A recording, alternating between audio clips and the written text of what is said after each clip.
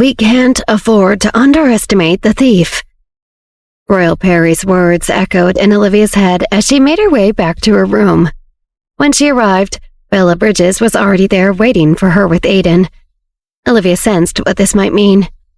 "Are you guys leaving?" Olivia asked. "I'm afraid so," Bella sighed.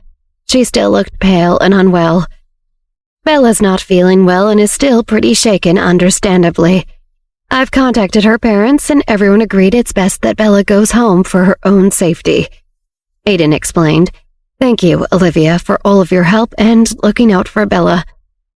"Of course, I completely understand," Olivia nodded.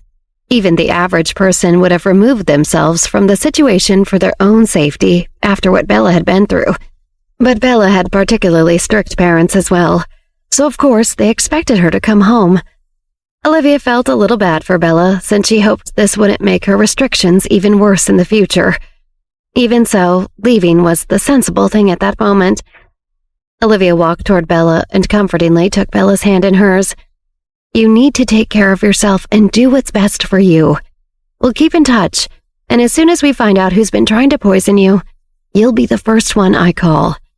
You won't have to worry about being in danger anymore." "Thank you, Olivia." Bella nodded gratefully and squeezed Olivia's hands. "You really are such a good friend." Olivia sat with Bella's kind words for a moment. Looking into Bella's wide, trusting eyes, Olivia wondered if those words were really true. Am I really a good friend? Almost every move I make is in pursuit of revenge and power that will help me get that revenge. But I want those things in order to best protect my friends and the people I love. Is that what a truly good person does? I don't know. Here, let's make sure we have each other's numbers. Bella took out her phone and the girls exchanged contact information. "Please text and call even if it's not important. I'd love to hear from you anyway. It'll be like I didn't leave early, and I won't feel like I'm missing out as much."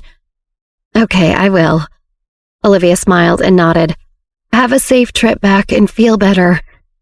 "Thanks," Bella said, and her face grew anxious.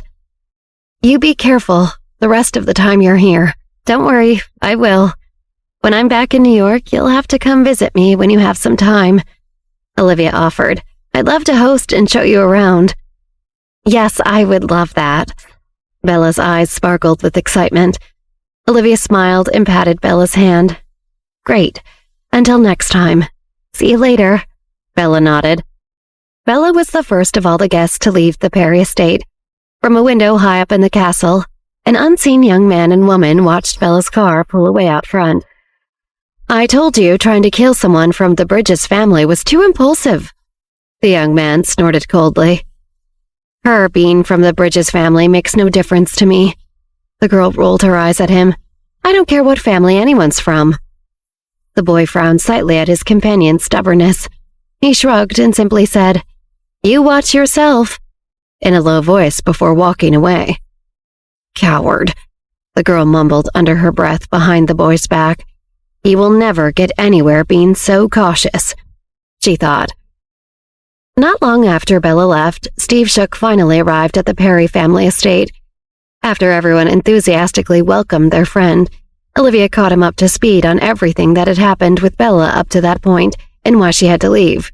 Steve frowned, deep in thought, as he took in the grave details. "It's pretty bold to target someone from one of the 7 big families. Whoever this person is, they might be very powerful themselves," he suggested. Chris was thinking along similar lines as well. Olivia sighed. This made her think if Chris's instincts were right. "I think we should spread the news that the knife was stolen so that there's less of a target on our backs." "You think that will work? How are we going to tell everyone that quickly without being obvious? You can't exactly hand out flyers." Steve laughed. "I have an idea for how to get the word out fast." Olivia smirked, "And we won't even have to work that hard." Later, before dinner, Olivia set her plan in motion to get the word out as fast as possible. As she chatted in the corridor with Morgana, Olivia quickly whispered a plan into her ear. Morgana backed away without changing her serious expression, eyes still on Olivia. "Well, what do you think?" Olivia asked hopefully. After a brief pause, Morgana answered, "I love it. she confirmed, her face giving way to a smile. It's simple and a little bit devious. When do we start? Olivia looked around the large corridor and saw several young women around the corner. Let's start right now. Oh, okay, that is fast. Wait, what's my character? Morgana asked. Just be yourself. We're being ourselves, but pretending to talk so that people will hear us. Olivia reminded Morgana patiently.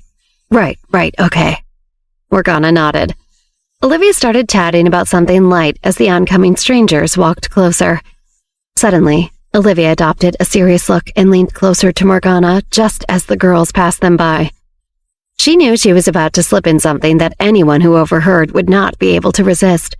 These people are hungry for gossip. Well, here you go, Olivia thought. Can I tell you a secret?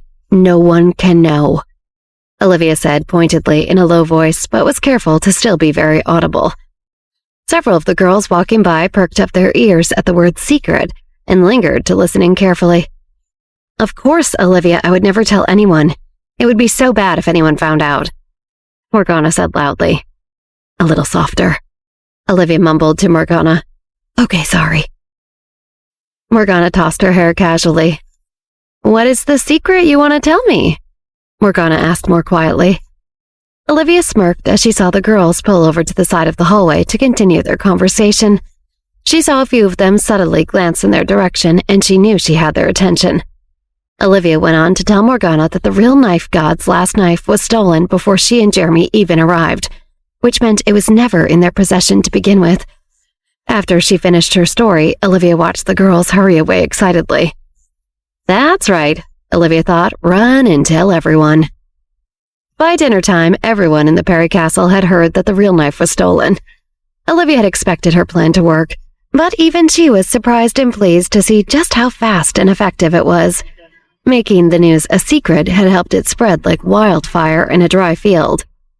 Olivia listened to the various sentiments around the room, both out loud and in people's heads. The real goal had been achieved. Everyone was talking about the stolen knife and not about her or Jeremy. They were no longer targets since, as far as anyone knew, they never had the knife in the first place. Olivia let out a long sigh of relief. Royal Perry's idea worked like a charm. That man is still a genius, Olivia thought with respect. Whoever had stolen the decoy knife was going to be disappointed. By the time dinner was over, everyone grew more and more suspicious of each other. Everyone but Olivia and Jeremy began to argue with each other about what had become of the knife. Meanwhile, Olivia and Jeremy enjoyed not having all eyes on them for once. The arguing was even worse the next day. Olivia saw a fight break out between guests at a nearby table during breakfast. She narrowly missed a wayward punch and managed to keep her milk and donuts from crashing to the floor. That was very lucky for you, Olivia thought, amused. If anything happens to those donuts, I was going to be very angry, and that's the last thing you want to happen. Olivia was pleased that there was so much distraction keeping attention away from her and Jeremy. But she wondered how long the chaos would stay at a controlled simmer before boiling over. By the afternoon, a new rumor surfaced. Olivia was sitting with her friends and playing poker with Carlton and Morgana when she heard a passing guest's angry thoughts. I heard Knife God's real knife wasn't stolen at all. That story was just a ploy started by Olivia to cause a distraction. Why else would Knife God not postpone the ceremony? They haven't lost track of the real knife at all, and know it'll conveniently be back just in time. Olivia looked at her cards, but thought about what she had just heard. This new rumor was concerning, but she wasn't too worried just yet. Olivia felt relaxed, but Carlton seemed to be more and more anxious as he scowled at their game.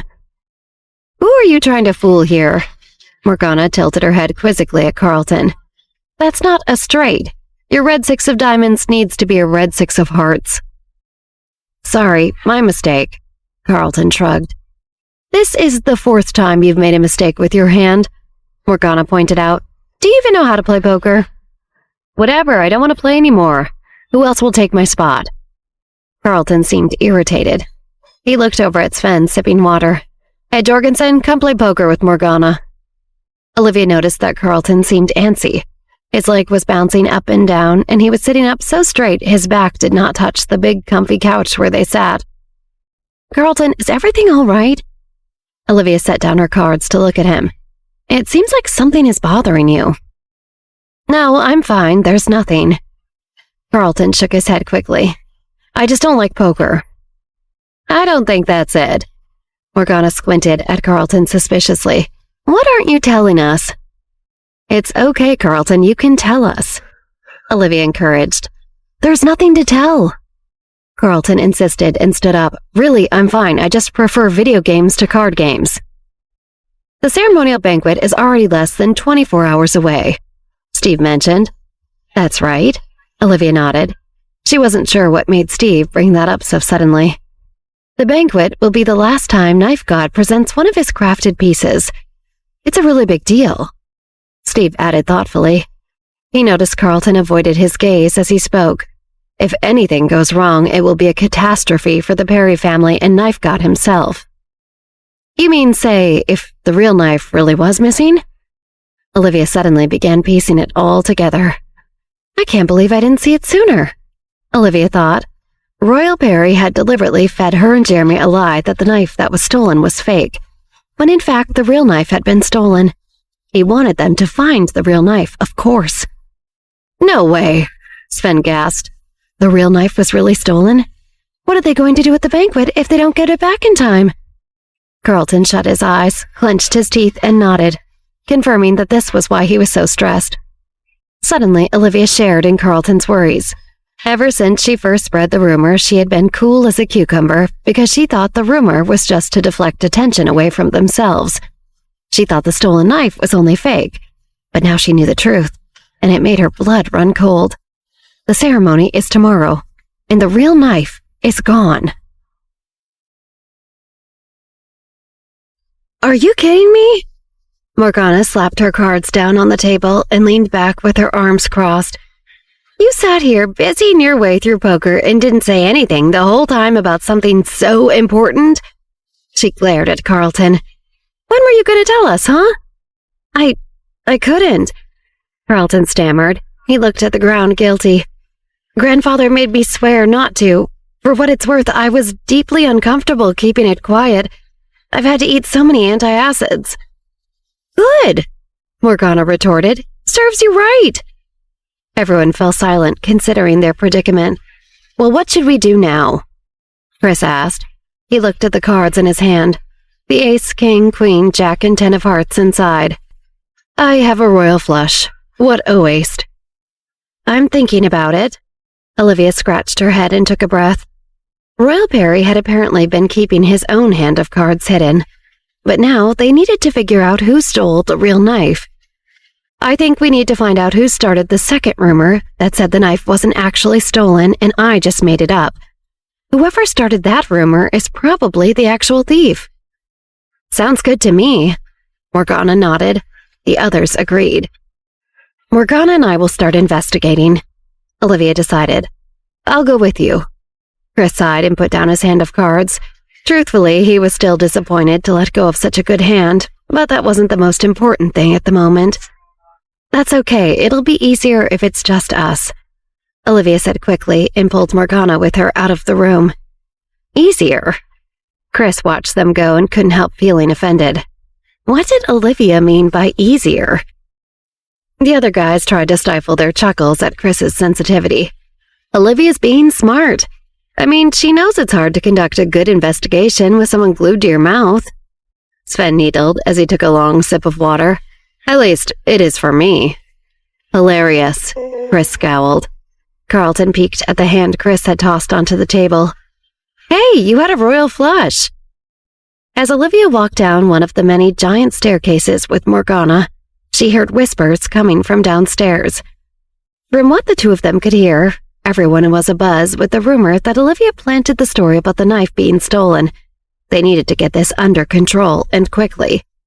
Morgana leaned in and whispered to Olivia, Do you want me to go down there and ask them about it? No, that's all right. I can do it myself. Olivia smiled and walked the rest of the way down the stairs. Olivia figured it was better to be upfront about everything. If everyone knew the truth, they could direct more effort toward catching the right person instead of confusing everyone.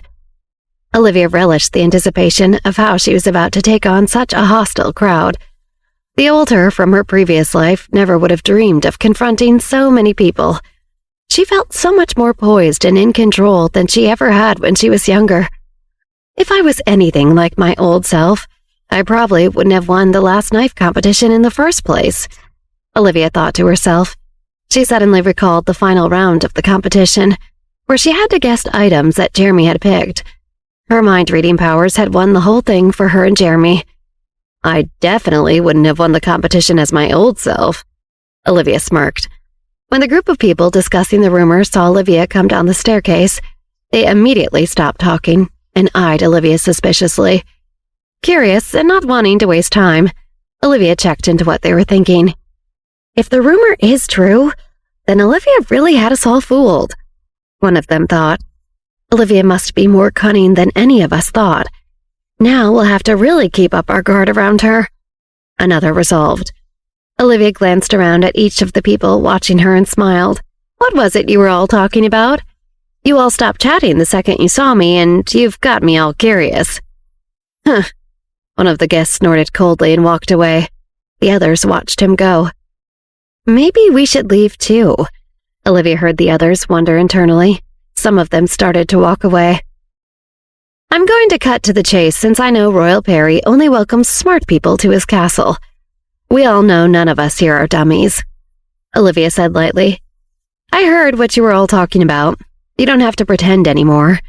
You're all wondering whether Knife God's knife was really stolen or not. The group of people stiffened, wary of where she was going with this.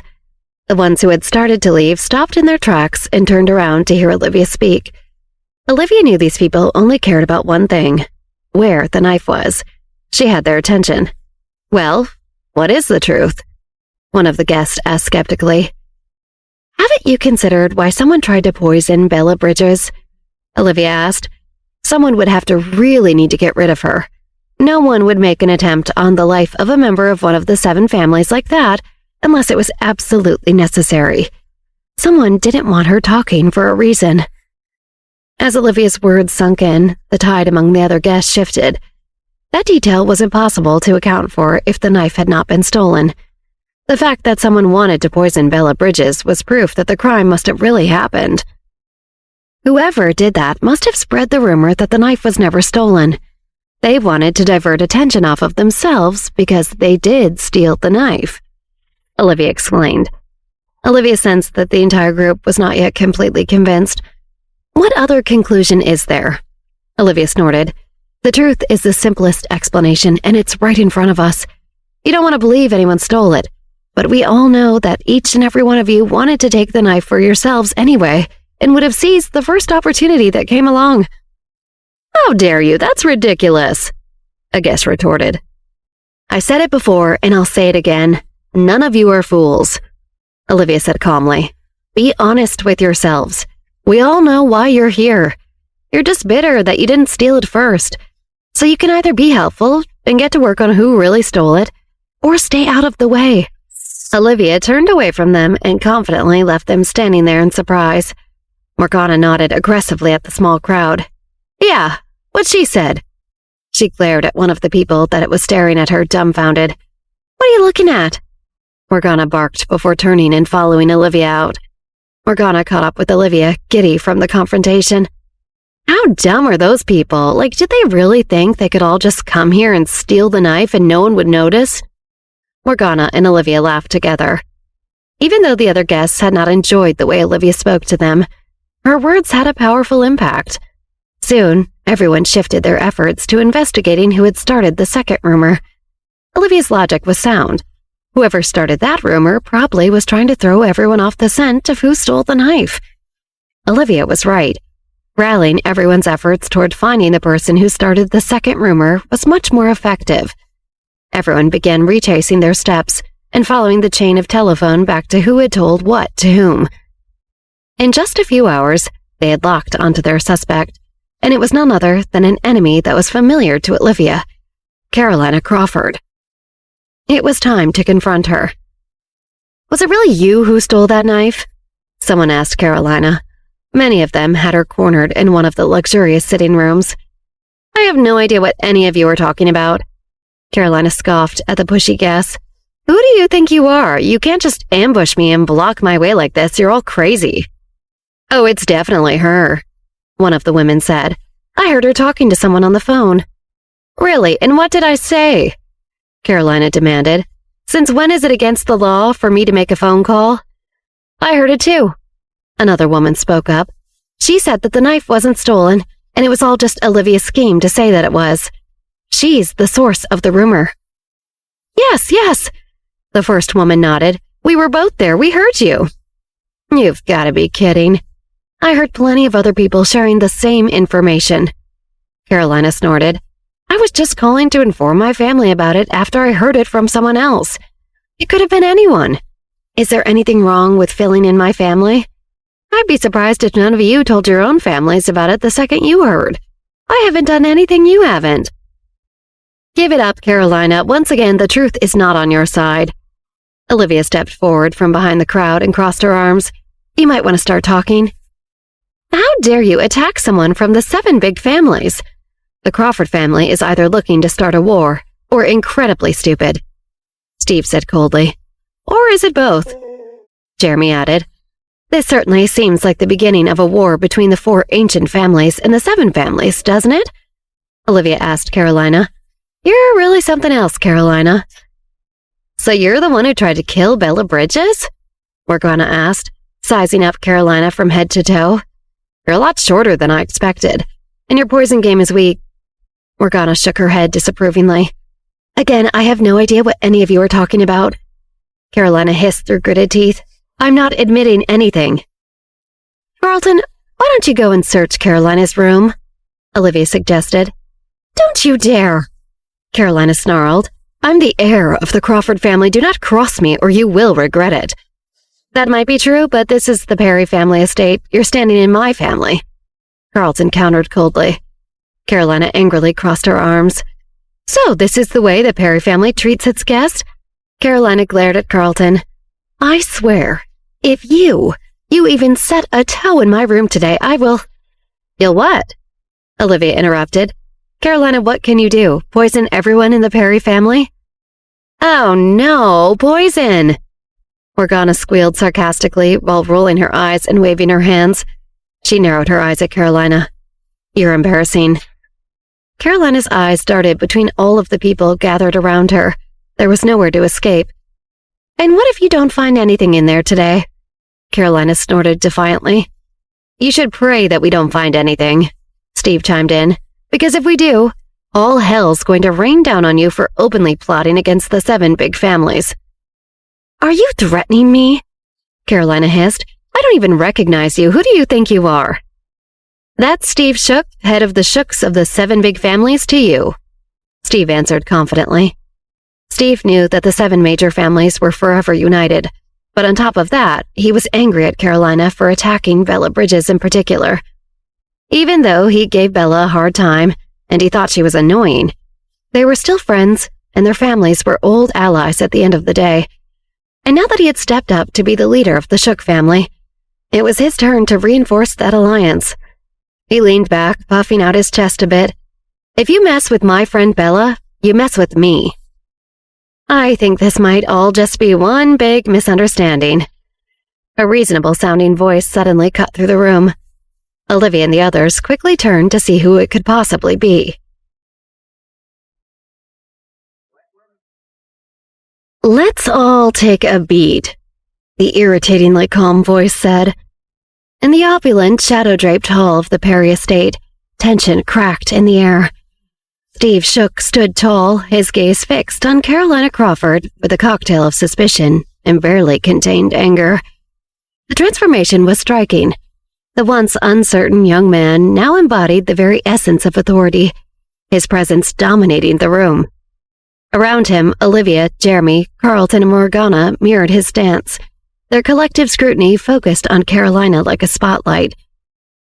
I don't think Miss Crawford would do such a thing, the deep voice continued.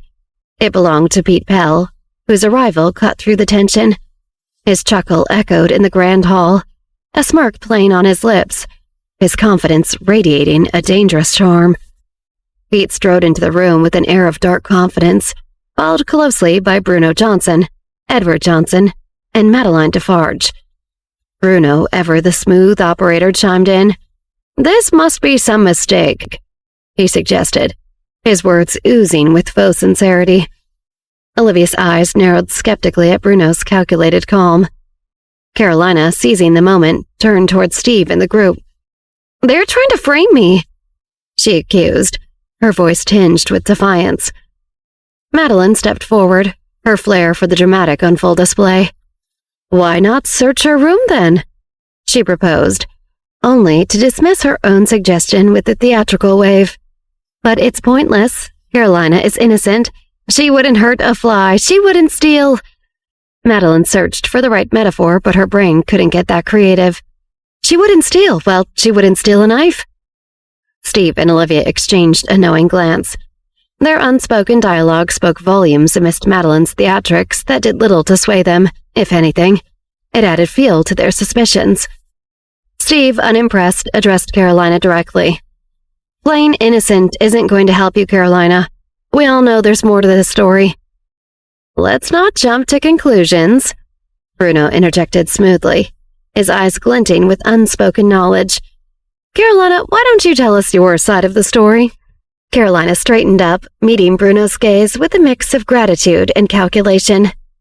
"Thank you, Bruno. I've been nothing but a scapegoat in this entire mess," she began, her voice steady but laced with a hint of bitterness.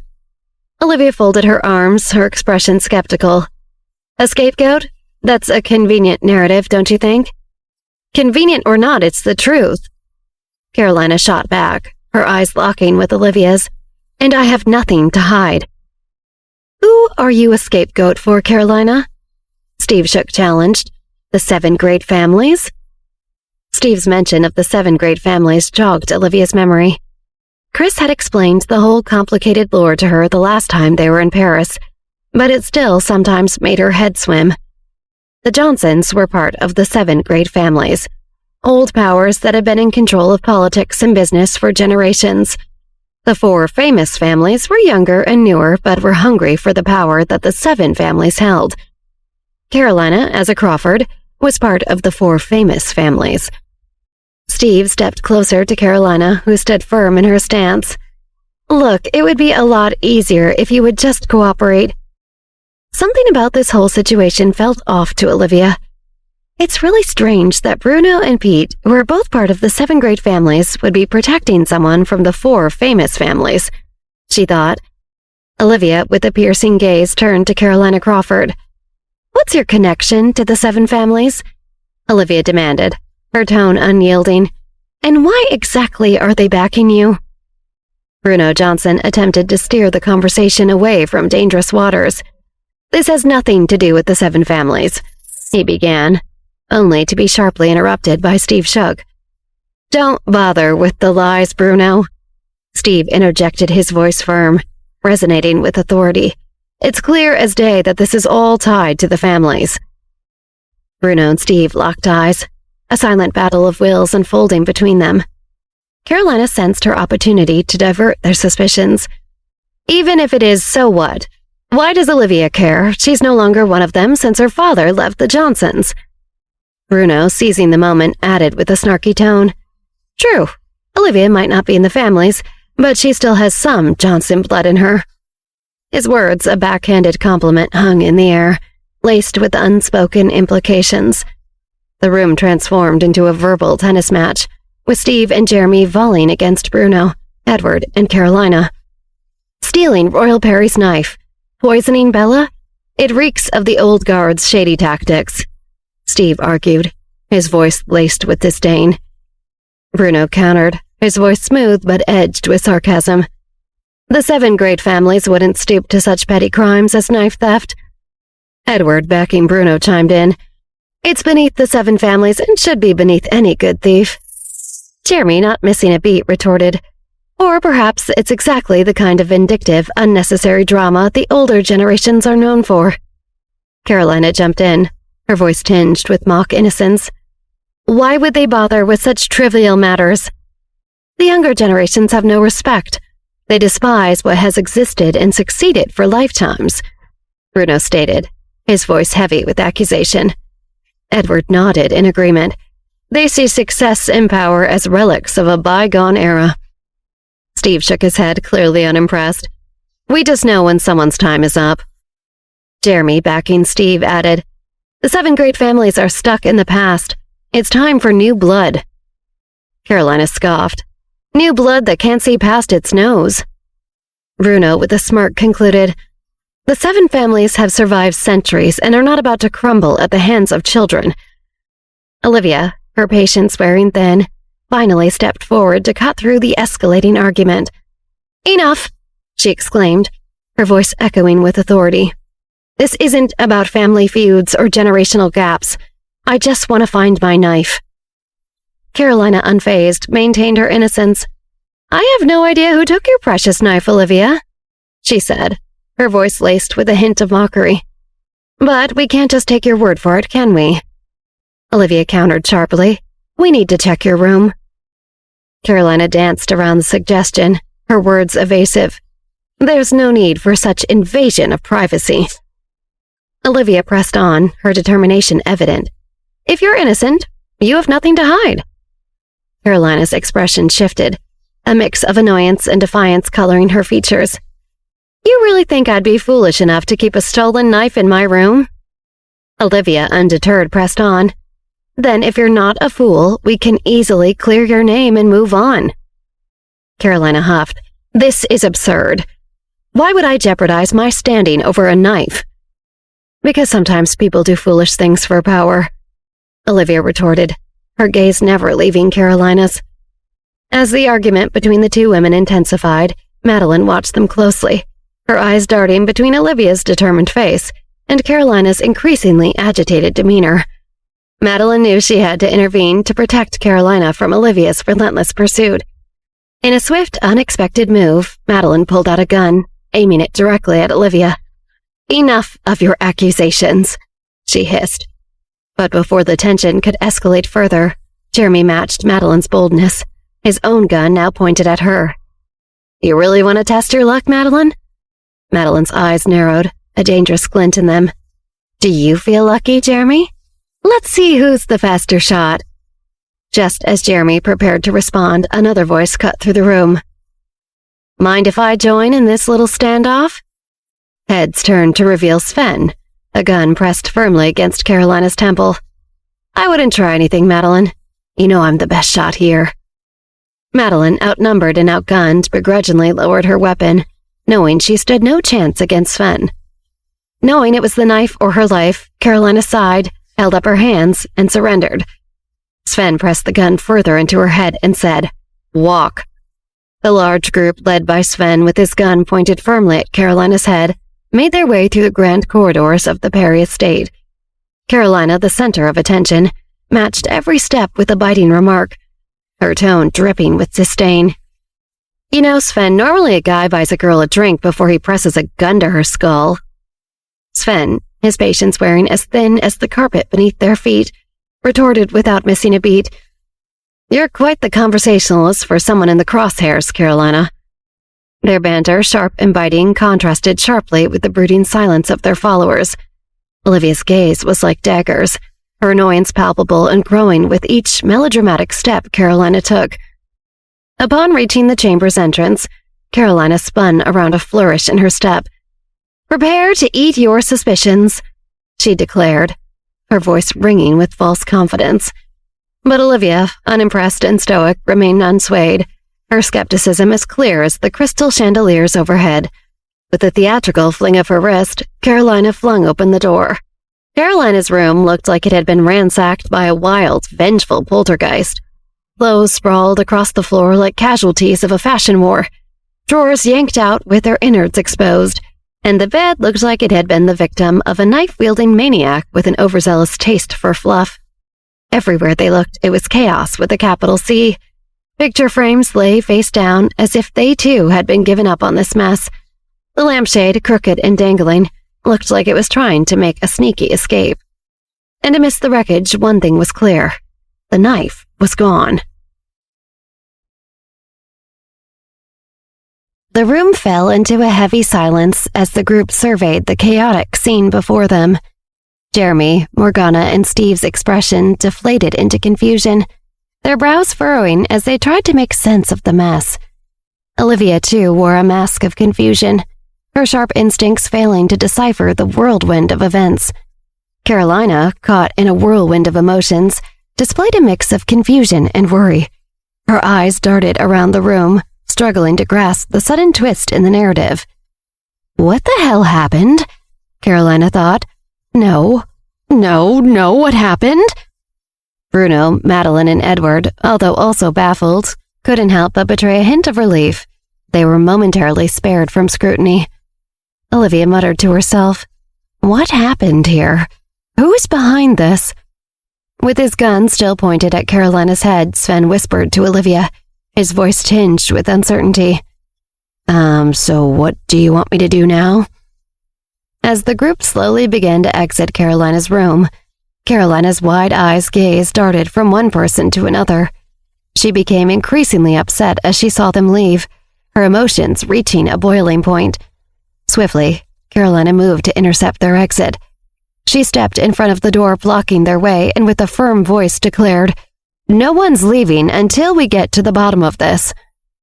People hesitated, some still making their way out, but Carolina's determination was unwavering.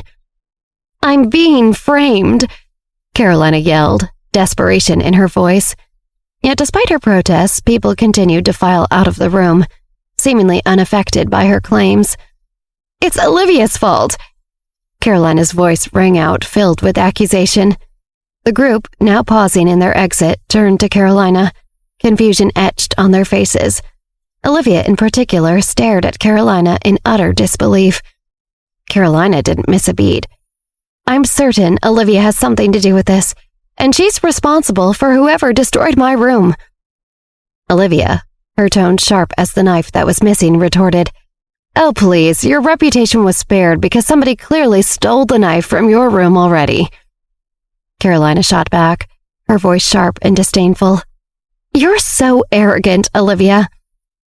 Olivia's eyes narrowed as she fired back. "Don't you remember? I actually won the competition. I have a good reason to be a little arrogant, unlike you." Carolina couldn't let that slide. "You think you're so clever, but you're just a spoiled brat playing detective," Olivia scoffed. "And you're a desperate attention seeker willing to destroy your entire life for some half-thought-out plan to steal a knife you don't deserve." Carolina's face contorted with fury. "You don't know anything about my life, Olivia." Olivia, with a mocking laugh, replied, "Oh, I know enough. You're a nobody trying to play in a world you don't belong in."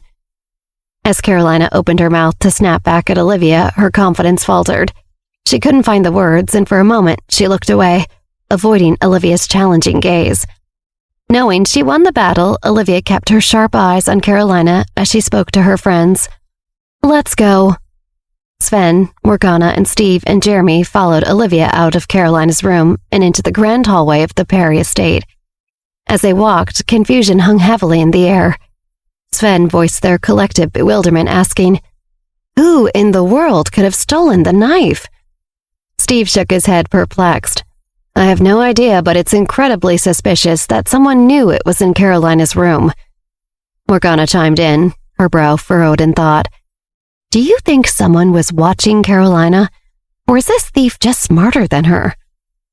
Their conversation was interrupted as they spotted Carlton and Chris walking down the hall. Chris, ever curious, asked, "What happened in there?" Morgana wasted no time in explaining.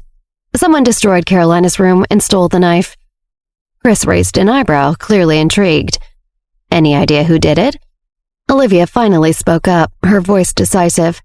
"I think it was Pete Pell." Chris, visibly surprised, asked, "Why Pete Pell?" Olivia explained her theory, her words delivered with a sense of urgency. "I believe Pete Pell stole the knife to sow discord among the 7 families. He's smarter than Carolina, and he likely hid it in one of the Perry's personal rooms." As she said her theory out loud, Olivia grew more confident and her tone more urgent. In action mode, she turned to her friends. "Carlton, you need to check the surveillance footage." Carlton nodded and dashed off to complete the mission. Now facing the remaining group, Olivia continued, "We need to split up into teams." She looked at Steve and Jeremy. "You two will be on Team Olivia. We need to work together to interrogate Pete Bell." Steve and Jeremy exchanged glances and nodded in agreement. Olivia then turned her attention to Carlton and Sven. "You two are Team Chris. Find the surveillance camera and check the names of all the servants in the Perry Manor." Sven followed his arms in mock annoyance. "Why can't we be Team Sven?" "We both know Chris's ego couldn't handle it," Olivia said with a wink. Chris furrowed his brow, but he knew it was just a gentle tease. As Olivia sorted out tasks and assigned teams, Morgana leaned in with eager anticipation. Her eyes filled with curiosity as she waited for her role. When Olivia didn't continue, Morgana couldn't stop herself from asking, "What's my role in all of this?" Olivia looked at Morgana. A brief flicker of shock crossed her face at the question, and it became painfully clear that she'd forgotten to include Morgana in the grand scheme of their investigation. Stumbling over her words, Olivia desperately tried to concoct a role for Morgana on the spot. "Morgana, you'll be the watcher of the house." Morgana's face turned into a frown as she realized Olivia hadn't thought of including her. Olivia, trying to make it sound important, continued, "You see, Morgana, protecting our secret base is really significant because it keeps our plans safe." Morgana's frown got even deeper the more Olivia spoke. "You can't be serious, Olivia." Olivia tried to explain herself. "Well, Morgana, it's about making sure our plan stays safe and—" Before Olivia could finish, Morgana just walked away, not wanting to waste her time and get further upset. With a pout on her face, Morgana folded her arms as she stomped back into their room. As Morgana walked away, she muttered to herself, "I'm a witch, for crying out loud. How on earth could she overlook the powers of a witch? I'm leagues ahead of your run-of-the-mill boys." Olivia sighed. She couldn't help but feel a twinge of regret for leaving Morgana out of their plan. But this wasn't a case that her bugs could solve. Olivia, Steve, and Jeremy made their way through the ornately decorated corridors of the Perry estate, heading straight for Pete Bell's room. The plush carpet muffled their footsteps, creating an eerie silence. Olivia, leading the trio, reached Pete's door first. She rapped sharply on the polished wood, her knocks echoing in the empty hallway. She turned to glance at Steve and Jeremy. "Do you think he's in there?" Olivia asked. Jeremy and Steve shrugged as no response came from inside the room. Unwilling to give up, Olivia knocked again, this time with more force, her knuckles rapping urgently against the door. The response, however, remained the same. Silence. Steve pressed his ear against the door, hoping to catch any hint of movement or presence inside. After a brief moment, he straightened up, shaking his head at Olivia. "Can't hear a thing," he muttered, his brow furrowed in confusion. Jeremy, fueled by a mix of frustration and curiosity, stepped forward and delivered a series of harder knocks. The sound resonated through the corridor, yet it failed to elicit any response from within the room. The silence that followed felt even more pronounced. Olivia stepped back, a realization dawning on her. "He's not here," she stated, her voice tinged with both disappointment and suspicion. Without another word, the trio turned away from the door, their mind racing with questions and possibilities. As they walked, Steve turned to Olivia. "What's our next move?" he asked, his voice low but urgent. Before Olivia could respond, they crossed paths with a maid carrying a white cloth bag. The bag seemed ordinary at first glance, but something about it caught Olivia's eye. She scrutinized it for a moment, her instincts tingling, but ultimately she pushed the thought aside. "Have you seen Pete Bell?" Olivia asked the maid, her voice taking on a slightly more demanding tone. The maid, caught off guard by the sudden question, nodded. "He just left," she replied, her voice hesitant. Olivia's eyes widened in alarm. Without a word, she dashed to the nearest window, with Steve and Jeremy quickly following suit. They peered out just in time to see Pete Bell sliding into a car, accompanied by none other than Bruno and Edward Johnson. The sight struck a chord of urgency in Olivia. The pieces of the puzzle were starting to come together, but the picture it was forming was far more complex and dangerous than they had anticipated. "Damn it," Olivia thought desperately. "They're getting away." "Everybody move, now." As Olivia watched Pete get into the car, she was already in motion, with Jeremy and Steve close on her heels. They dashed down the grand staircase of the Perry estate. Their mission was clear: stop Pete Pell and the Johnsons before they could leave. Reaching the driveway, Steve took the lead, positioning himself in front of the car. They would have to run him over to leave the estate. Indeed, Pete, Edward, and Bruno looked at the young trio with a mix of confusion and irritation. Olivia, breathless from the sprint, gestured at Bruno. "Roll down the window." Bruno rolled his eyes but complied. He met Olivia's gaze, a question etched on his face. "What's this about? Why are you running after us?" Olivia wasted no time. "Where are you going?" "Just out for a walk," Bruno replied, his voice smooth yet unconvincing. Olivia's eyebrows shot up. "In a car?" Bruno stumbled through some half-baked explanation, his words faltering under Olivia's penetrating gaze. Olivia cut him off. "What are you hiding?" A tense silence enveloped them.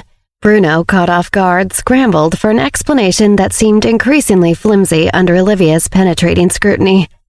"Hiding? Nothing. You can see it's just the three of us going out for some fresh air." "Don't lie to me, Bruno. You've always been terrible at it." Bruno scoffed.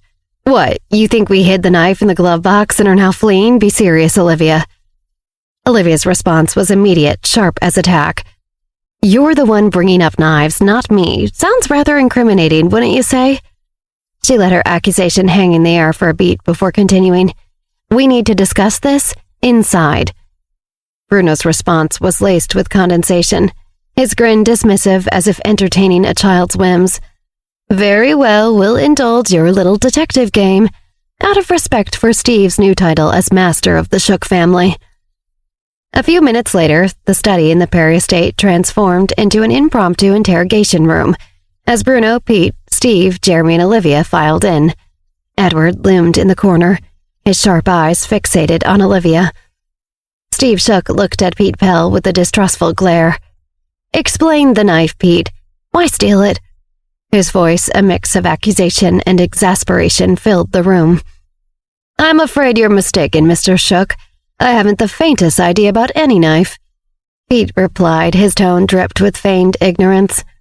Bruno lounged back on the plush sofa, his demeanor irritatingly relaxed. Olivia, refusing to be deterred by their evasiveness, turned her piercing gaze to Bruno and Pete. "What's the Seven family's interest in all of this?" Pete met Olivia's challenging gaze with equal intensity. "Your imagination is quite vivid, Miss Johnson. I assure you there's no grand conspiracy involving the Seven families or this elusive knife." Steve's patience was wearing thin. "Stop playing games, Pete. It's clear as day that all of this, the poisoning, the attempted murder of Bella, and the knife theft, is nothing but a ploy to create drama between the four famous families and the seven great families." Olivia pressed on. "What exactly is happening between the seven great families and the four famous families?" Pete's reply was swift and unyielding. "There's only peace between our two groups. There is peace and harmony, and that peace and harmony will remain. No one will disrupt that." His glare at Olivia carried an unmistakable threat, but she didn't flinch. Instead, she pushed further, touching a nerve she sensed was raw. "Peace? Or is it about making room for the Crawfords at the expense of others?" Pete's mask of composure slipped, revealing a flash of anger. "Ridiculous," he snapped, visibly rattled by her accusation. Olivia shook her head. "It's awfully convenient. Bruno and Pete rallying to Carolina's side just as her room gets ransacked. A little too convenient." Bruno stepped forward, his demeanor shifting from casual to confrontational. "You're out of place, Olivia. You may have technically been part of our family, but you know nothing of the seven great families or our history." "Maybe I don't know everything, but the pieces fit too well. Carolina's room is in shambles, the knife is gone, it's more than coincidence." Bruno's patience waned, his voice rising in frustration. "You think you figured it all out, don't you?" Olivia stood her ground, unwavering. "It's simple, Bruno. The knife equals power. Power to sway, to control, and everyone wanted it," she stated, her tone implying she wasn't just guessing. Bruno scoffed, dismissing her. "That knife is nothing but a fancy trinket. Nobody cares about it as much as you think." But Olivia was unshaken. "The one who possesses the knife holds the key to chaos. and I know there's more than one person here eager to unlock that door." In the background, Pete Pell paced restlessly, his expression a mixture of irritation and anxiety. Olivia caught his subtle movements out of the corner of her eye and focused her attention on him. "And what about you, Pete? You're awfully quiet. Do you also think this is just a big misunderstanding?" Olivia turned her attention to him, her inquiry sharp and direct. Pete Pell, caught off guard, hesitated before saying, "I'm with Bruno on this. There's no grand conspiracy here, just unfortunate coincidences." Steve Shook, who had been silently observing, chimed in, his voice steady but forceful. "Unfortunate coincidence that conveniently puts certain people in a position of advantage. You can't deny the timing is suspicious." Olivia nodded in agreement with Steve, then continued, "And let's not forget the Seven Families' penchant for secrecy and manipulation. It's not a stretch to imagine someone orchestrating this chaos." Bruno let out a scoff. His frustration was evident. "You young ones always think you know better, always ready to point fingers. The seven great families have worked hard to maintain peace and stability. Why would we jeopardize that for a mere knife? But peace can be a fragile thing, Bruno, and sometimes maintaining it requires more than just good intentions." Olivia countered. Jeremy, who had been silent, added, "It's all about leverage, isn't it? The knife, the power play, it's a game of chess, and we're all pawns trying to make sense of the moves." Bruno leaned forward, his eyes narrowing. "You think you've got it all figured out, don't you, Olivia? Accusing us without proof, stirring up trouble where there is none?" Olivia met his gaze squarely, unflinching. "I'm just trying to piece together the puzzle, and right now, all signs point to someone using the chaos to their advantage. The question is, who stands to gain the most?" Olivia's gaze slipped back to an unnerved Pete. As she flickered her eyes to him, she tapped into his thoughts, honing in on the unspoken words swirling in his mind. As she delved deeper, Pete's inner voice revealed his agitation. "This girl is prying too far. She's a threat.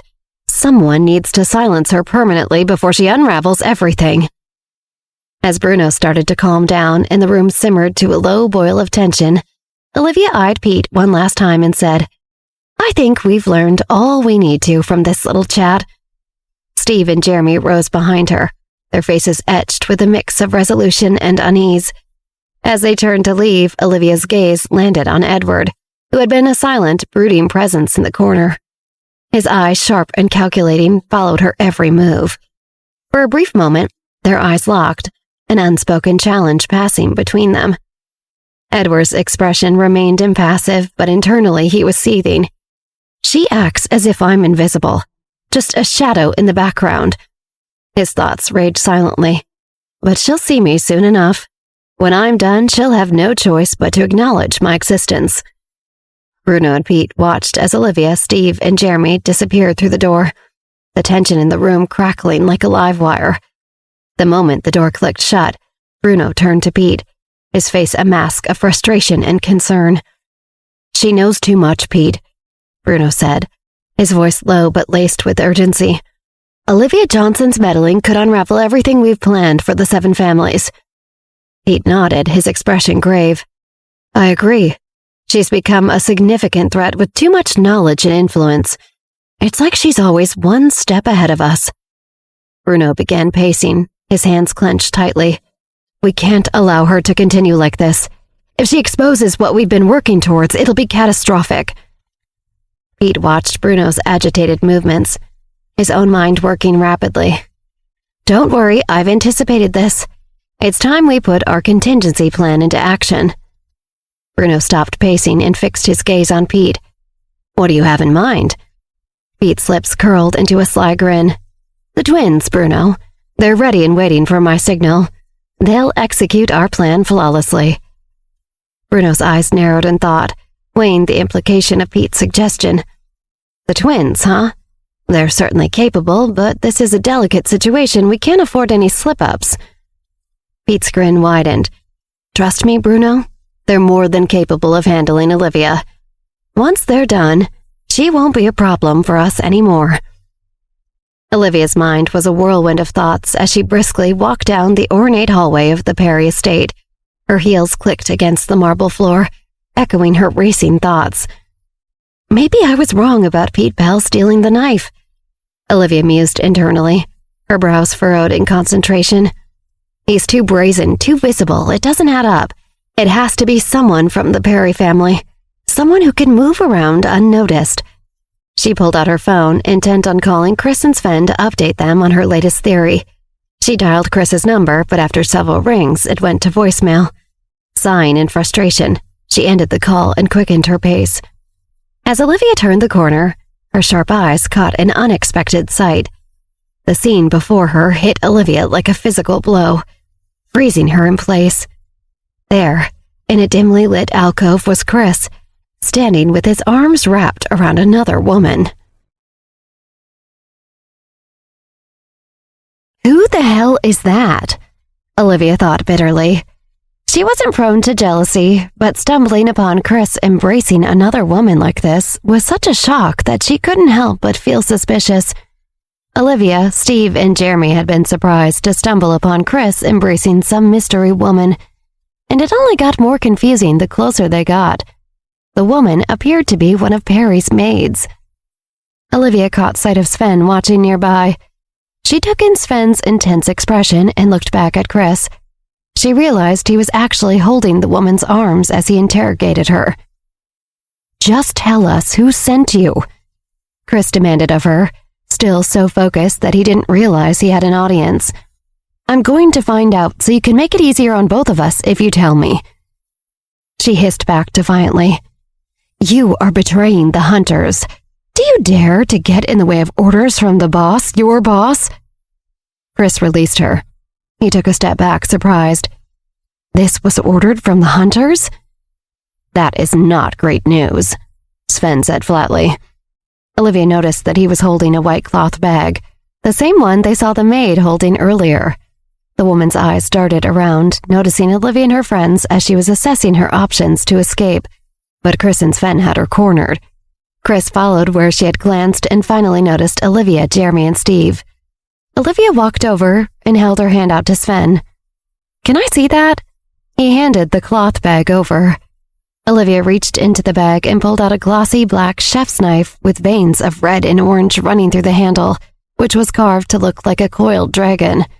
She recognized the material as obsidian, a legendary ore that Andrew Park gifted to Royal Perry for his retirement. She removed its sheath, and the obsidian continued unbroken into the blade, which she could tell without testing it was extremely strong and sharp. Even with all the anticipation and bloodthirsty competition over this knife, and its twin, she did not imagine that it would be so beautiful. "This was the knife that Royal forged for me." She seethed it and turned to Chris and Sven. "Did she just have this one?" "We only lost one," said a young man's voice, and they all turned to find Carlton Perry approaching with the black box. "I have something I wanted to show all of you," he added with an eye on the hunter woman. He opened the box to show small electronic devices that Olivia thought looked cased in similar metal to the pinhole cameras she'd found in her room. Jeremy frowned at the devices. Data receivers, which can only receive remote transmissions from something like a pinhole camera. Olivia narrowed her eyes at the woman. "So it was you who bugged our entire rooms. You kind of went overboard, don't you think? Or did you really need a video of my shower?" The woman ignored Olivia, focusing her ire on Chris. "If you know what's good for you, let me go." She jerked her head in Olivia's direction. "The boss isn't going to let her walk away from this, definitely not." Chris's eyes darkened. "Olivia, can you take the knife back to Royal Perry?" Olivia felt worried for a moment. What is Chris going to do that he doesn't want me here to see? She thought with growing concern. Chris turned to Sven. "Take her to the knife god." Sven sighed. "Since you've made up your mind, all right." Sven beckoned Olivia. "Okay, Olivia, you're with me." Olivia took a deep breath, studying Chris's face, but he didn't look at her. She nodded to Sven. "Okay." Jeremy stepped toward them, eager to be anywhere else. "I should go with you too." As the group left Chris and the hunter woman, Carlton also followed behind them, his face pale. Olivia put the knife back in the bag. As they crossed the enormous Perry estate, the group walked in silence. Sven sidled up beside Olivia and said to her in a quiet voice, "Liv, I hope you're not too worried about Chris sending us away. He just has a side he doesn't want you to see." "I know," Olivia said, surprising Sven. "I think I expected you to put up more of a fight about it," he replied. She shrugged. "He has a lot of training and experience in very difficult situations. I respect his decisions about his privacy." She hoped that Sven would not guess that the real reason she did not want to pry around Chris's secrets and the violent parts of his life was because she had her own. Giving Chris space when he asked for it will hopefully give me the same thing in return, she thought to herself.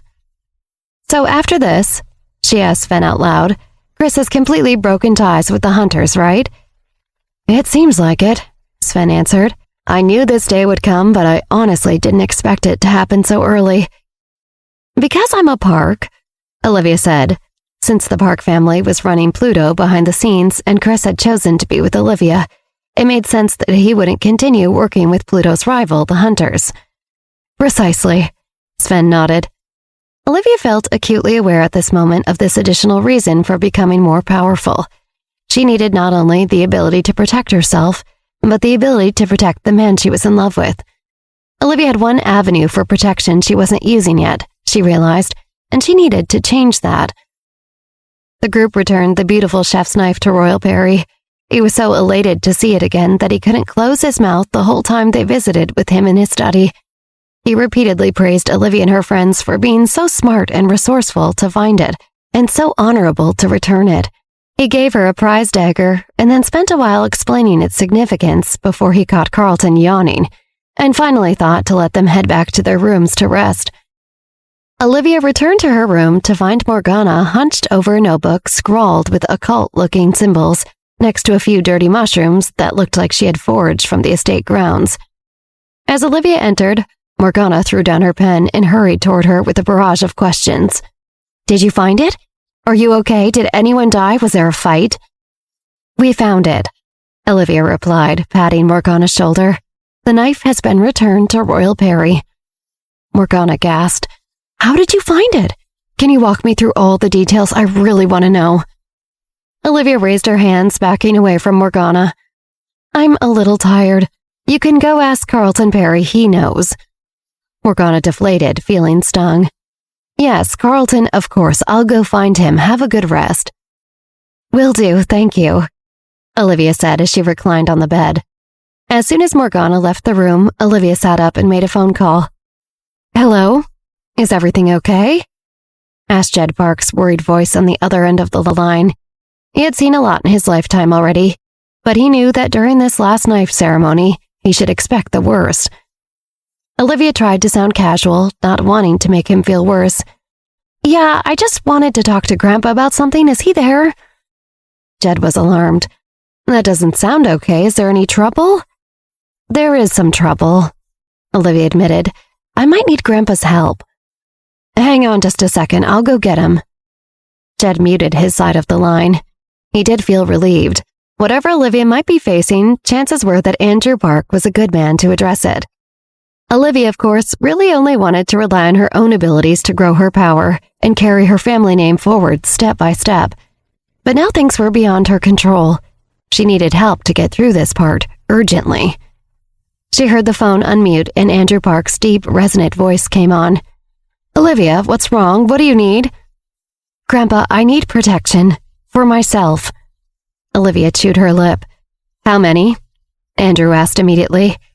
"I don't know," Olivia answered truthfully. Ordering a personal security team was not something she had done before.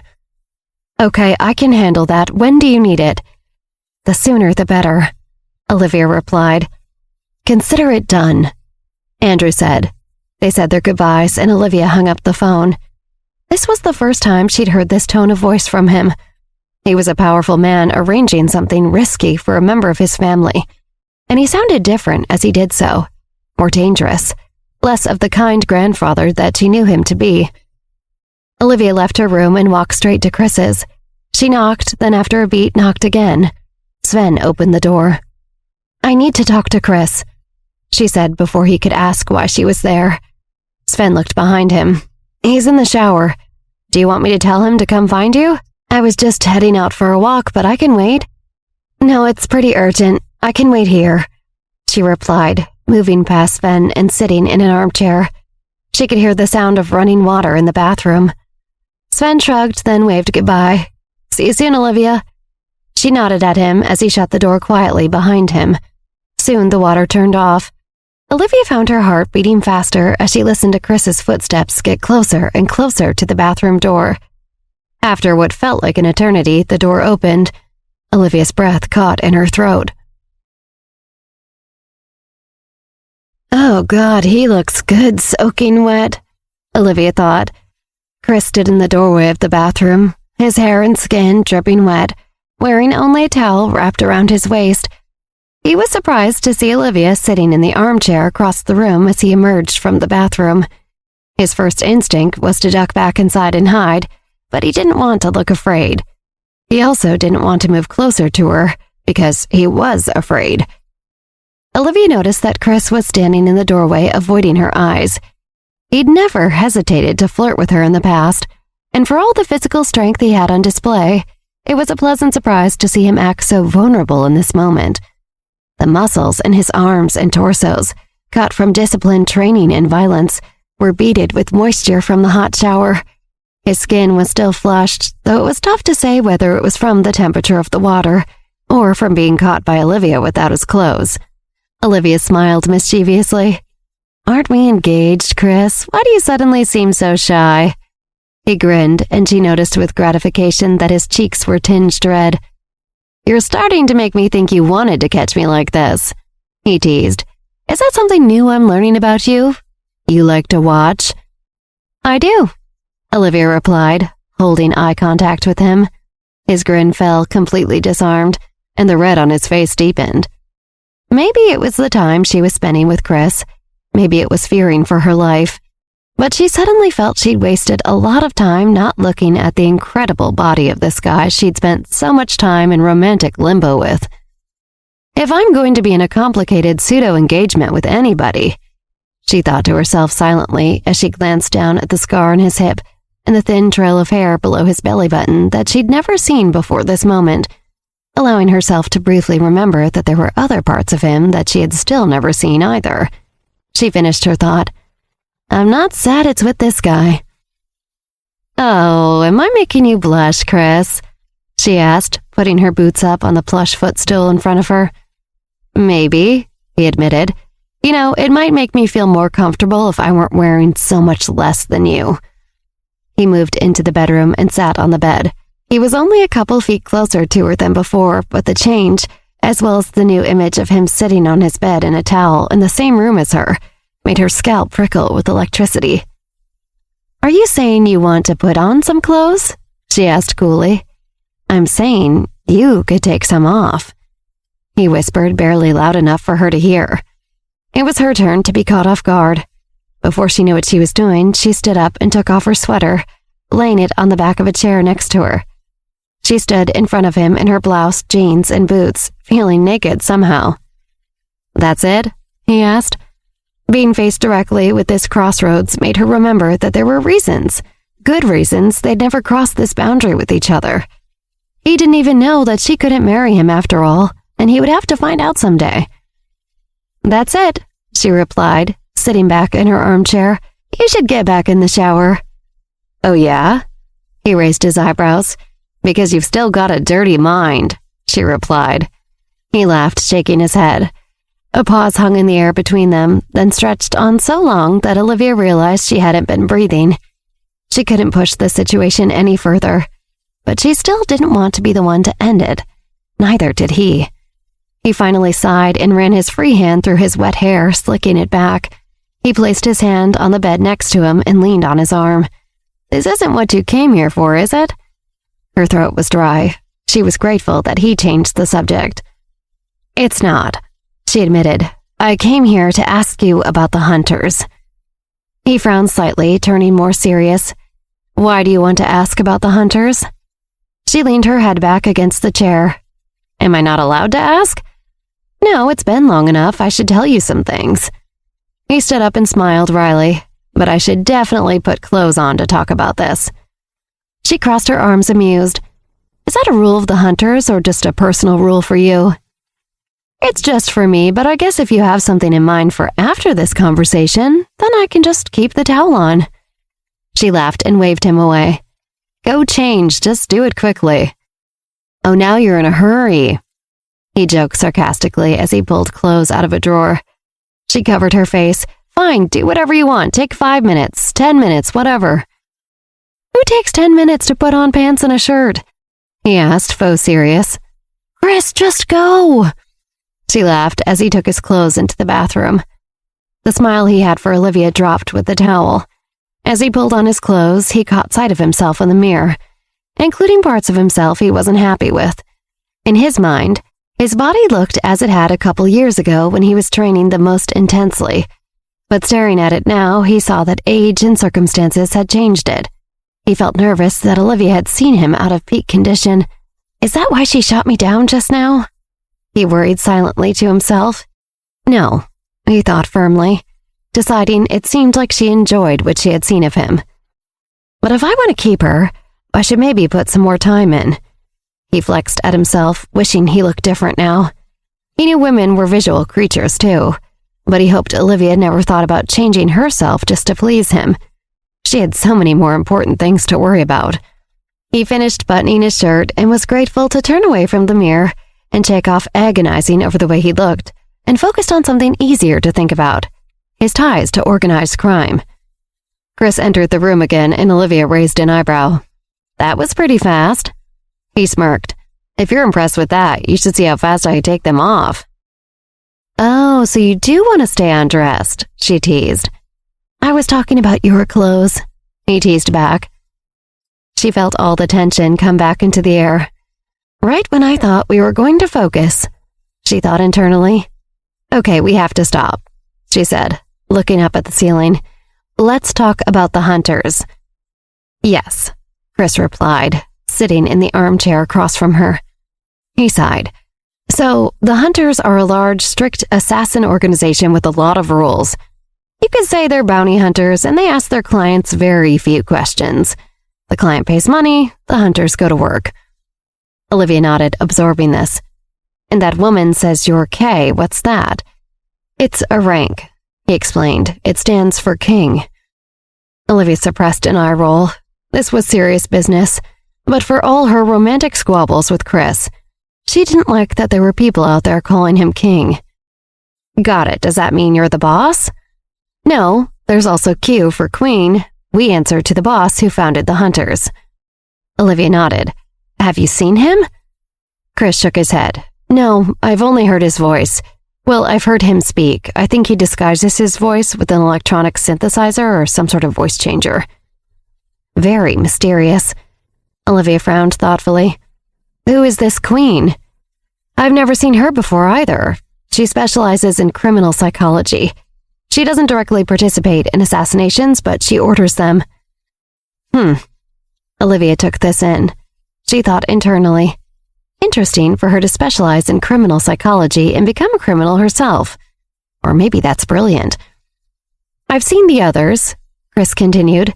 The woman pretending to be a maid today is a mantis. Mantis, Olivia repeated. Didn't a woman named Mantis compete for the last knife the last time we were in Paris? But that woman looked completely different. He nodded. That's right, it's a rank in the hunters, not a name. This was a different mantis. Some people are more secretive about it than others. Why are they called that? Olivia wondered. Are they named after praying mantises? They are. Do you know about their mating habits?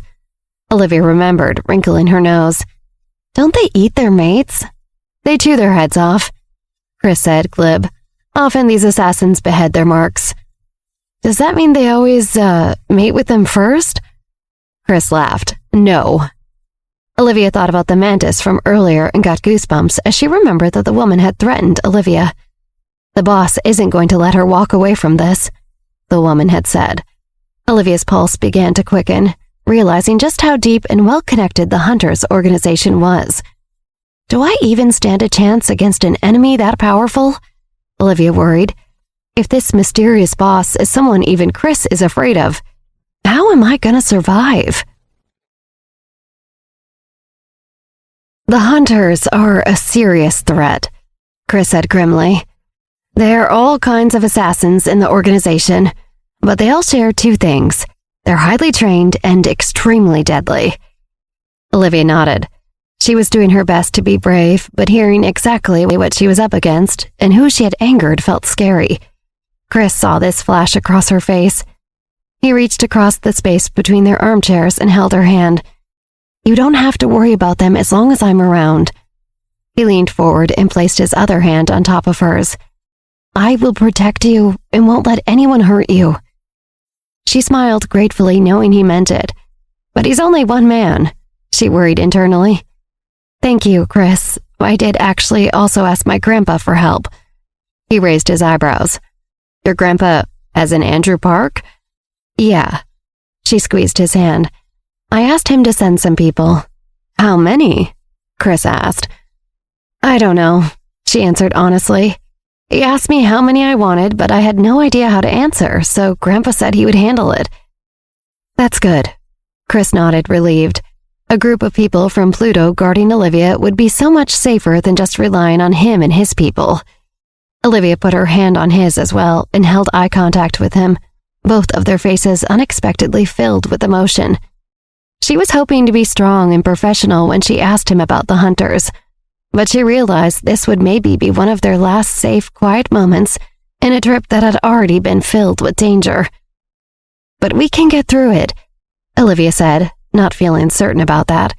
Right? She added. We can get through it, he responded more firmly. He lifted her hands to his lips and kissed her fingers. Does he really feel that confident? Olivia wondered. Or is it an act he's putting on for me? The next morning, the opening banquet of the last knife ceremony was held as scheduled. All the guests were dressed in formal attire and gathered in a sunny hall on the top floor. Floor-to-ceiling windows boasted views of the French countryside in one direction and the city center of Paris in the other. Olivia and Morgana stepped into the room and everyone's lively conversations became hushed whispers. Olivia wondered how many of these people planned to kill her. She thought dryly that it must be just about all of them. As Olivia took her seat, she opened up her mind to the thoughts of the people around her. That reminded her that everyone else did not yet know that the missing knife had been found. They were sizing up Olivia. Did she steal it? One man thought. She'd be an idiot to steal it and sit right there. You'd better flee, girl. That little fool. Another woman thought. You were bested. Someone stole it before you could get your hands on it. And now you're sitting here to be presented with nothing? Why did you even show up? Out of the corner of her eye, Olivia saw a group point and laugh softly, thinking she couldn't see them.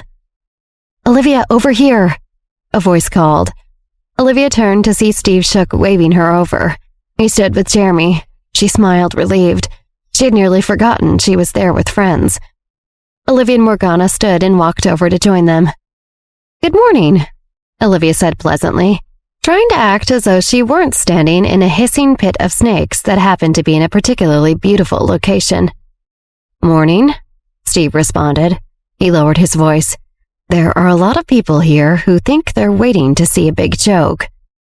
They're going to be disappointed, Morgana answered quietly. Each and every one of them only wants to see other people humiliated, and they wonder why Royal Perry didn't choose them. Shh. Olivia held a hand to Morgana, but agreed with her. She looked around the growing crowd. Where are Chris and Sven? Steve shrugged. Chris said he'd come later. It sounded like he had some sort of plan he was dealing with. Olivia nodded, then suddenly felt like ice trickled down her back. An intensely malicious gaze was fixed upon her. She knew that. She was about to turn to look when she heard Jeremy mutter, Pete Pell is here. Morgana raised her eyebrows. That Carolina Crawford seems to be here with him too. And your Uncle Bruno, Olivia. Olivia knew what evil glare had been strong enough to give her that feeling. It was all three of those villains combined. She didn't want to give them the satisfaction of looking toward them and stayed facing her friends. The room erupted with noise. Olivia turned toward the doors to see the knife god, Royal Perry, and Chef Theodore walk in side by side. It's about time, Steve remarked, checking his watch. Royal was dressed in a striking maroon suit. And though Chef Theodore wore something more subdued, he carried a glossy black cane with a dragon head carved into the handle. Theodore rapped his cane on the floors, and the striking noises that echoed through the loud hall quieted it instantly. Carlton Perry followed behind the two men, carrying a mahogany tray with both hands. The tray was draped in a piece of maroon brocade. It was covering an object on the tray that, though they couldn't see it, everyone guessed was one of the last two knives for the ceremony. Everyone's eyes were locked on the tray in Carlton Perry's hands. "Time is up," Royal said, smoothing his suit. "Let us begin." He beckoned to Jeremy, who hurried up in front of the crowd of guests. Royal cleared his throat. "This young winner of one of my final two knives said that he wanted a knife to protect the ones he loved. This blade is meant to draw blood, though hopefully the threat of it means you never have to." Royal lifted the brocade off the tray held by Carlton, revealing the knife. The guests all gasped. Like Olivia's, it was made of glossy black obsidian with radiant red and orange veins running through it, one unbroken piece from handle to blade. Perry held it up. It was slightly longer than his hand. He held it over to Jeremy, and it seemed like everyone in the hall held their breath. "Try it," Royal said with a smile. "Yes, sir." Jeremy gulped, looking much younger than Olivia felt he normally did. He felt the weight of it in his hand, a smile coming over his face. He touched the sharp edge of the blade with his finger, then pulled it away and gasped. The bead of red blood filled on his fingertip. "It felt like nothing at all," he cried. "One final test," Perry said, nodding to Carlton. Carlton left and reappeared with one of their heavy antique suits of French armor, wheeling it toward Jeremy. Perry did not speak. He just gestured to the armor and stepped back. Jeremy expertly sliced through the air, stopping his blade at a couple of spots on the armor without touching it. He was choosing where to strike.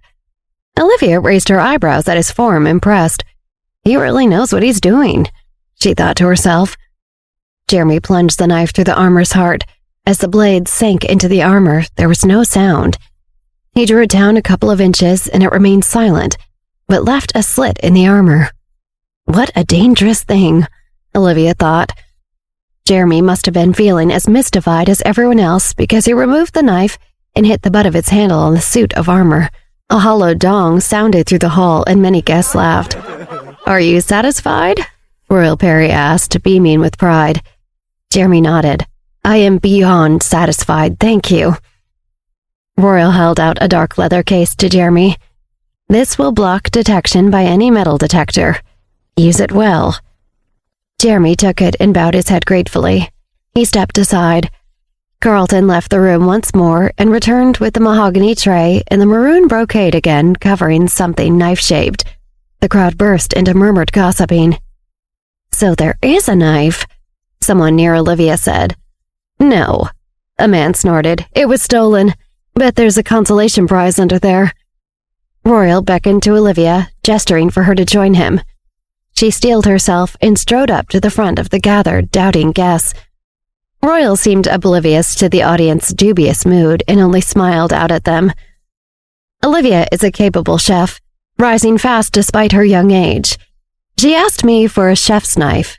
And Olivia, as it is the last knife I ever forged, I hope it lives many lifetimes in your family as a tool that elevates the craft you will eventually master."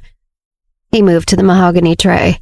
The entire crowd drew a breath as he pinched the corner of the brocade cloth. He lifted it to reveal the black obsidian chef's knife Olivia had taken from the mantis and given back to Royal herself. She heard something muttered at the far side of the room. It seemed to be repeated, spreading through the audience like drops of rain. She finally heard what they were saying. "Fake." The word echoed around the room in hundreds of different voices. "Fake! Fake! Fake!" These people are bloodthirsty, Olivia thought. There's only one way to prove them all wrong. "Olivia, are you ready?" Royal Perry looked at her expectantly. It was her turn to test the knife he had forged for her. Whatever happened, it would need to prove to everyone in that room that her knife was in fact the true knife crafted by Knife God Perry, and not some fake like they all believed. She touched the Obstanium chef's knife and admired the red and orange detail in the handle. The dragon carving truly was exquisite. Her test would need to be bold, undeniable proof. Thinking quickly, Olivia looked into Royal Perry's mind. She heard his memories of many knives before, and one thing they had in common was a distinct haunting whistling sound when they were slashing through the air. Olivia knew what she needed to do. She gripped the knife's dragon handle and held the knife high. In one quick motion, she forcefully slashed at the air in a downward motion. As the knife sliced down, the distinct tone rang out, like stroking the rim of a glass filled with water. The sound hung in the air for several seconds before fading away. The sound from the knife left the crowd stunned. "Now that is without a doubt a true signature knife god blade," someone murmured. "A false one would never be able to produce that sound." Everyone was shocked to see definitive proof that the knife was in fact real and not a fake. How could this be? Carolina stared at the exquisite knife in Olivia's hands and her eyes glowed with envy. "That knife should have been mine," she seethed. "How could the real knife be in her hands after she convinced everyone I stole it?" Carolina gritted her teeth and stewed as she put the pieces together. Suddenly, it was all very clear to her. Olivia must have been lying when she called for everyone to search my room as a ploy to shift suspicion away from herself. And everyone ate it up like suckers. I was right all along. Olivia must have ransacked my room. Damn you, Olivia. Carolina clenched her fists in a rage. What a horrible person. Carolina's furious thoughts were not too different to what everyone else in the room was feeling. As far as anyone could tell, Olivia had really played them all. Only someone truly hateful could pull off something like that. Not to mention showing no remorse, they thought. How does Olivia not feel any shame about what she has done? Lying about the real knife being stolen when it's right in her hands. A man somewhere in the crowd said in a low voice. Olivia turned her head, trying to find who had spoken, but she could not see them. Who said that? You won't even show yourself? Olivia said dismissively. Do you think this is some kind of game to spread rumors and try to fool everyone? Carolina asked coldly, her fist clenched angrily at her sides. What are you talking about? Olivia questioned. What kind of rumors did I spread? Wasn't it you who said the knife was stolen? Another female guest pointed her finger at Olivia. I heard you say it with my own ears. Olivia recognized this young woman as one of the girls who overheard her tell Morgana that the knife was stolen. She had heard Olivia say those words, but Olivia had not said them directly to her. That was an important distinction. Olivia took an exasperated breath. Look, before I arrived here, a thief infiltrated the Perry Castle and Bella Bridges was knocked unconscious. There were 2 attempts to poison her and she narrowly missed being killed. Luckily, she survived, but I have plenty of reasons to be very concerned about this, obviously. Olivia glared at the woman, accusing her with a disdainful smile. Also, I only told my theory to my friend, who definitely didn't tell anyone. I was not the one who spread this around. The accusatory girl's face turned bright red. She's implying I'm a big mouth that blabbed to everyone. Olivia heard the girl think anxiously. Olivia confidently addressed the crowd like a lawyer speaking to the jury. When you all heard the rumor about the real knife being stolen, didn't anyone stop to wonder if it was true? Olivia questioned.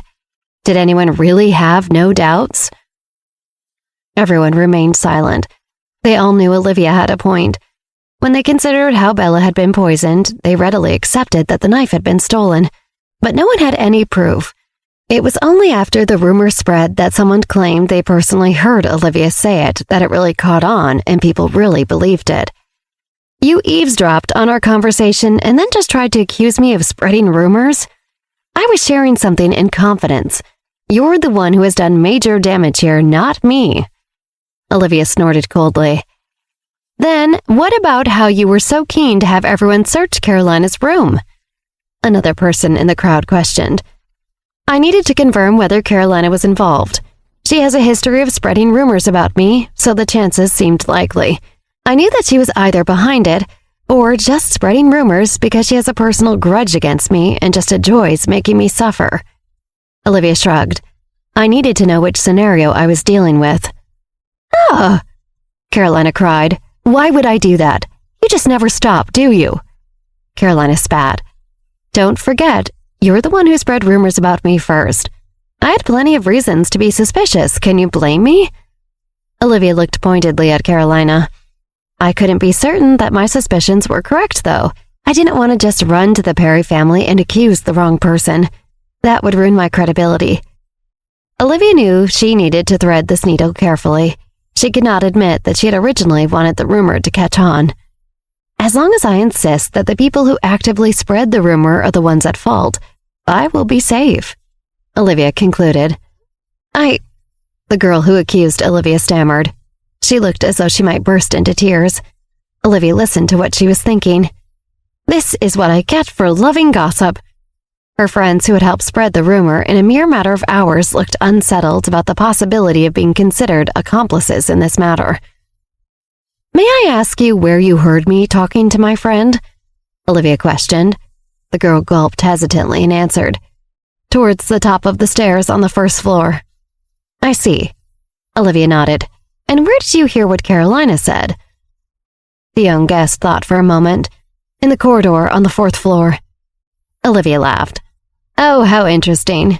I typically chat with my friends there, but Carolina did not come forward to make a private report to the Perry family, or to anyone before she talked so openly about it in the corridor where people could hear. She either wanted to start drama, or something is just wrong with her. I need to murder this bitch like yesterday. Carolina seethed in her mind. Well, which scenario is it? It has to be one or the other. Olivia shrugged. Carolina looked away, and Olivia turned back to the guest who had accused her. How does it feel to be thrown under the bus and made into a scapegoat? Olivia asked. The girl's face darkened with apprehension. Up until now, she had always thought it was normal for girls to get together to trade gossip and secrets. After this debacle, she had really learned her lesson. Her loose lips may have ruined her reputation and even brought trouble to her family. But Carolina was trying to make this all her fault. The girl glared coldly at Carolina. How dare you try to make me into a scapegoat? You've made a huge mistake. Soon everyone was in agreement that it was best not to trust Carolina. The evidence continued to pile up that she was a terrible person who manipulated them all. Somewhere else in the crowd, Pete Pell was not buying Olivia's case at all. This all seems a little too convenient to me, he called out so everyone could hear. You say it's all Carolina's fault. I'm not so convinced you don't bear some responsibility. What might you be hiding? What am I hiding? Olivia scoffed. What is this? Do you have designs on taking my knife too? At least try to make it less obvious. The crowd began to argue about who should be held responsible for all of the chaos. I think Miss Johnson has demonstrated that her character is good, and she did not cause the trouble. Someone declared. Does someone so deceitful deserve to keep Knife God Perry's last knife? Another guest complained. That's a good point. Someone else agreed.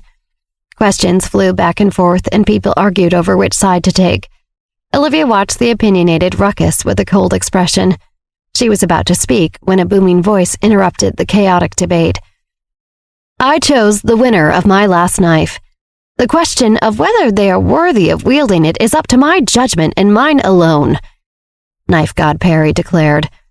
If someone else thinks they can choose someone better than I can, please step forward. I invite you to discuss your doubts with me personally. I'll make it even simpler. If you are dissatisfied with my chosen recipient, you may show yourself at the door now, and it will be the last time you ever see the inside of Perry Castle. Everyone stared at Royal Perry in stunned silence. Would anyone dare to step forward?